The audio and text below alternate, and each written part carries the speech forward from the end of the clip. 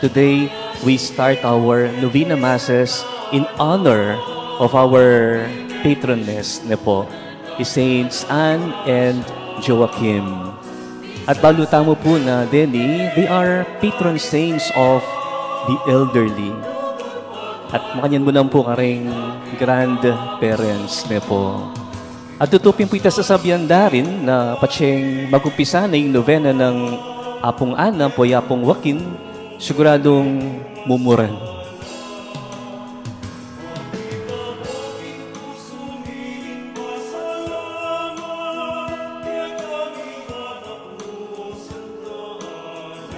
Potang lalapit tamo king Diyos, mas maging mayan in katamong pakiramdam, especially when we entrust everything to Him, because we know that dakaltana limitasyon.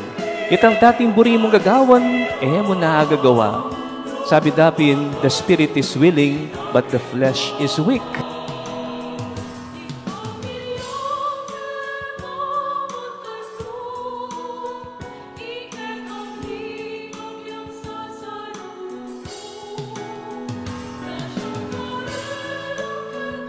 Sabi natin ng ginutang Jesucristo niya po, ikayong sablang mapagal na at mibabayat nan king kaya kayong pupusanan, yaku dinan na kayong kapainawan. Kasanting na po, damdaman nine, it is an invitation coming from Jesus Himself, telling us, just come to me, come to me.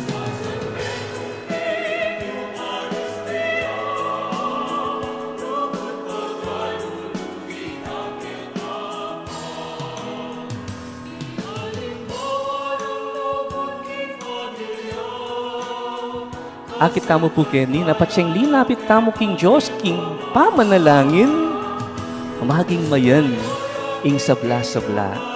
Ya piningkya katang gagawan ni pamagnovina, pamanyimba ni patsu tamo Kenny, because we want to unburden ourselves. And we believe that Jesus can possibly do that. So paano katamo, uling nga pong Ginoo.